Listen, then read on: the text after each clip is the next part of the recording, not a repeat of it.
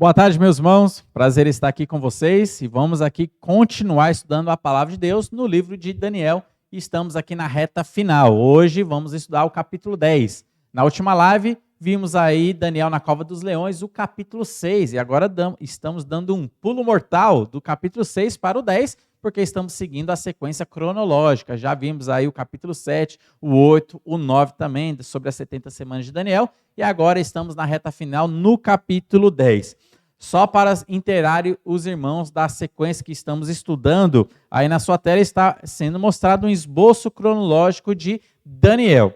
Então, primeiro nós estudamos o capítulo 1, depois o capítulo 2, em sequência o capítulo 3 e o capítulo 4. Essa é a sequência que seguimos aí, a sequência cronológica.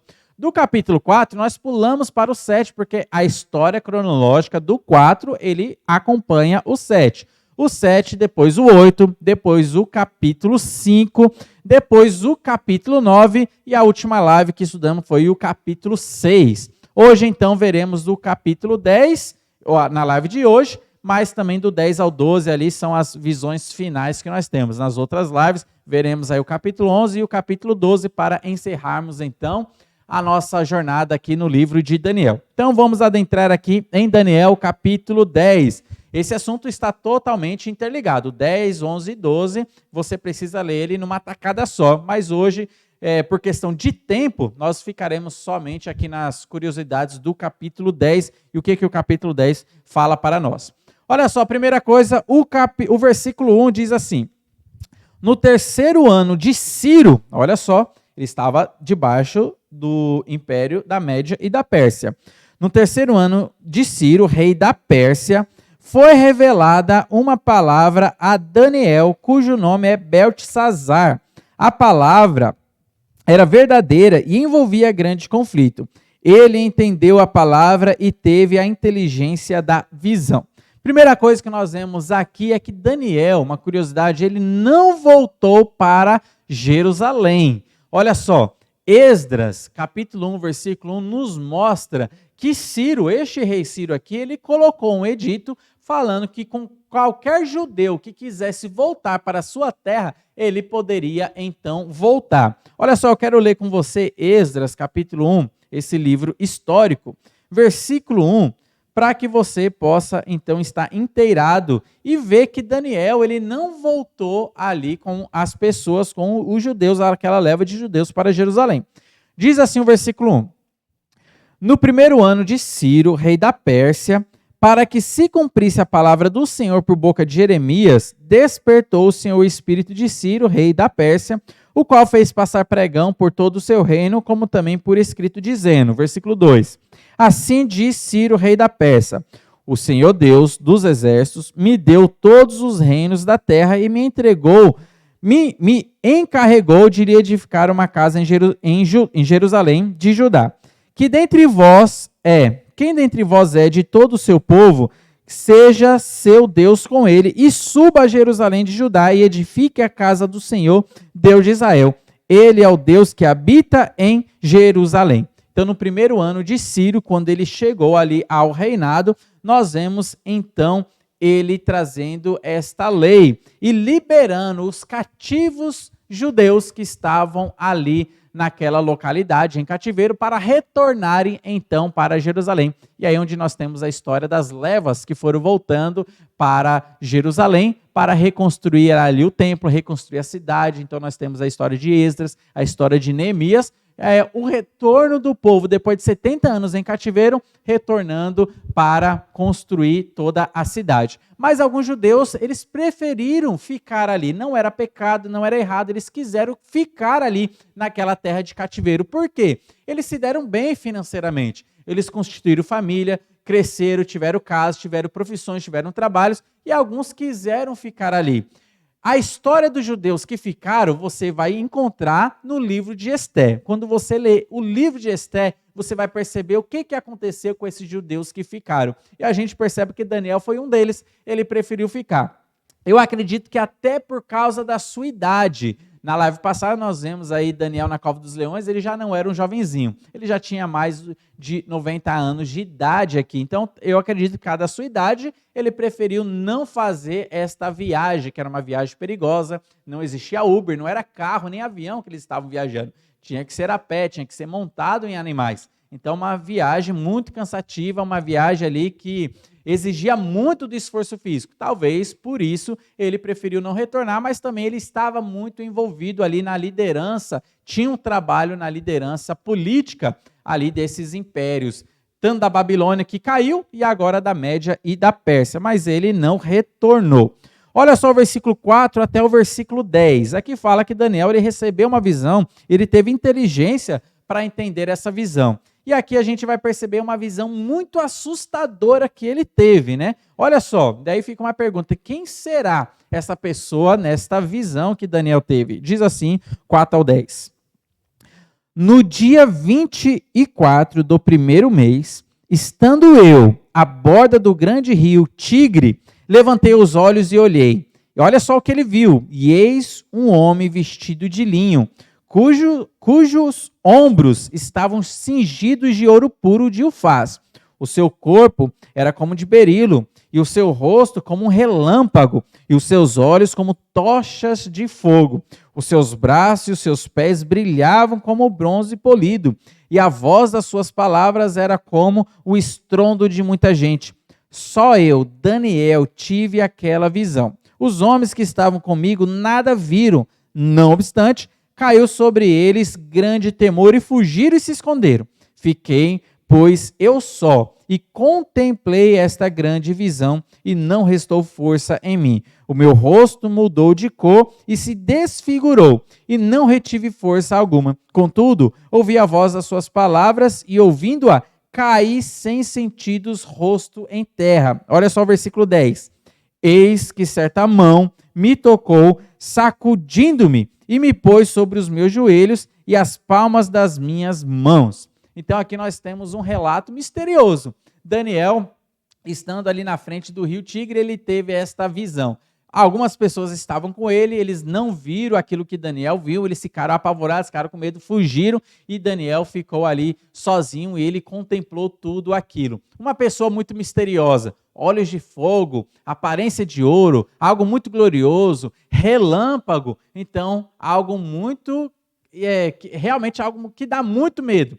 E o que aconteceu com Daniel? Ele quase desmaiou, ele perdeu seus sentidos e caiu o rosto em terra, até que certa mão tocou nele, fortaleceu para que ele pudesse levantar, para que ele não ficasse emocionalmente abalado e nem fisicamente enfraquecido.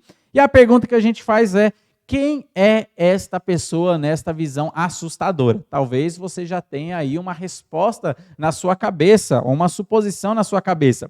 Mas eu queria mostrar para você aqui que talvez o que você esteja pensando não seja realmente, talvez, a realidade. Algumas pessoas vão dizer que uma das posições de quem seria esta pessoa aqui seria Jesus Cristo. Por quê? As características que é apresentado aqui em Daniel, capítulo 10, da pessoa, falado que é vestido de um linho de branco, de linho, nos seus ombros tinham cingido ouro, como puro de Ufaz, o seu corpo como berilo, o seu rosto como relâmpago, os seus olhos como chamas de fogo, sua aparência como de relâmpago, combina muito bem com a visão que João teve de Jesus Cristo lá em Apocalipse capítulo 1, versículos 12 a 17. E eu gostaria de ler esse texto para você perceber que realmente combina muito bem. Olha só o que diz lá, Apocalipse capítulo 1, versículos 12 a 17. E aqui nós veremos a visão agora que João, ele tem a respeito do Cristo ressurreto. E olha só como ele descreve a Jesus Cristo depois que Jesus ressuscitou. Diz assim o versículo 12 ao versículo 17.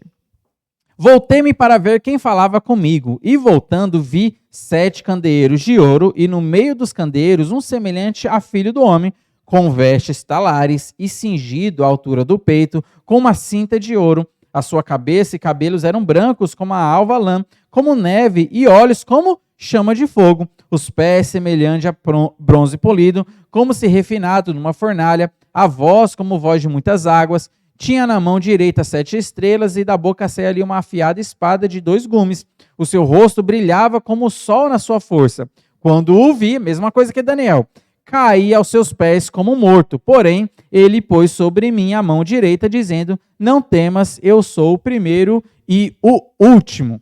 Então, uma das visões aqui, uma das posições na visão de Daniel, que nós vemos aqui em Daniel, é que está se referindo a Cristo Jesus. Então, dá essa visão que ele teve aí, algumas pessoas vão falar que é Cristo Jesus. Outras pessoas vão falar que não é Cristo Jesus, é o anjo Gabriel que está aparecendo aqui, tanto que Gabriel aparece em situações aqui conversando com Daniel, aqui no livro de Daniel. E alguns vão falar, não é Cristo Jesus, é o anjo Gabriel. Por quê? Existe uma dificuldade em entender que é Cristo Jesus por causa do versículo 13. O versículo 13 diz assim: a pessoa que Daniel viu na visão, estava aqui conversando, diz assim: mas o príncipe do reino da Pérsia me resistiu por 21 dias, porém Miguel, um dos primeiros príncipes, veio para ajudar-me, e eu obtive vitória sobre os reis da Pérsia. Aqui nós temos uma linguagem figurada, mostrando que o reino da Pérsia, o príncipe do reino da Pérsia, é um demônio.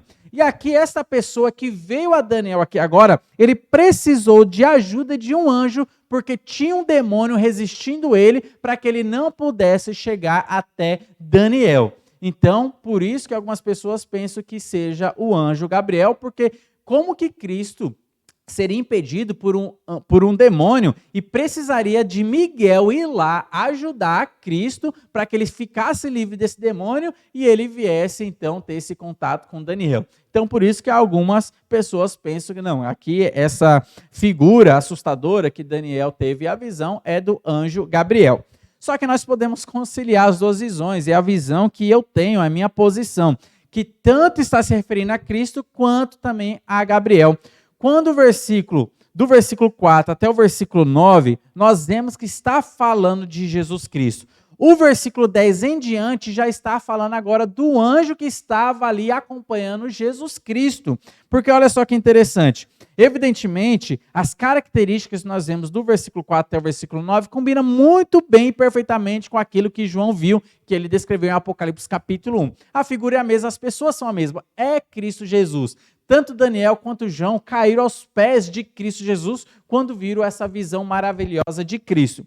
Quando nós lemos aqui Daniel, capítulo 10, versículo 10, não necessariamente que esta mão tenha que ser de Jesus Cristo. Aqui agora já a figura está mudando. Daniel está tendo contato com uma outra personalidade, uma outra pessoa. E aqui nós podemos perceber que é o anjo Gabriel. E o versículo 10 diz assim: eis que certa mão, não está falando que é a mão da visão daquela pessoa que ele viu ali, que era uma visão assustadora e que ele caiu aos seus pés. Não.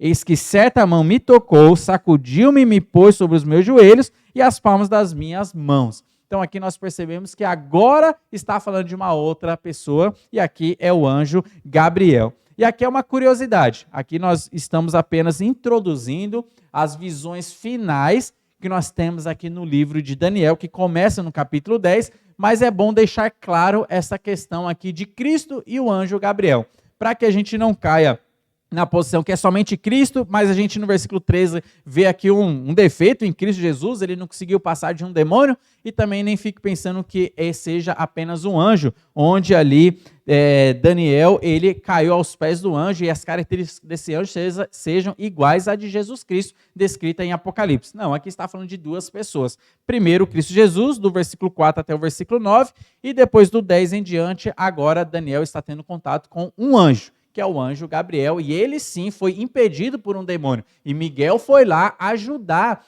ali a Gabriel para que ele pudesse ter passagem do céu até a terra, para que ele pudesse então conversar, ter essa comunicação com Daniel. Então essa guerra celestial a gente sempre vê em Daniel, a gente vê na Bíblia que existe essa guerra celestial entre os anjos. Evidentemente, Jesus Cristo não poderia ser impedido por um demônio. Então aqui, a partir do versículo 10, está agora falando de um anjo.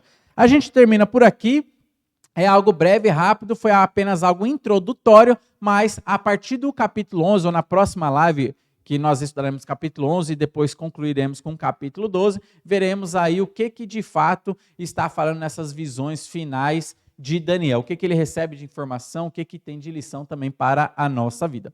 Que Deus abençoe você, que também essa live possa ter te ajudado a compreender um pouco melhor aqui Daniel capítulo 10. Deus abençoe você e sua casa.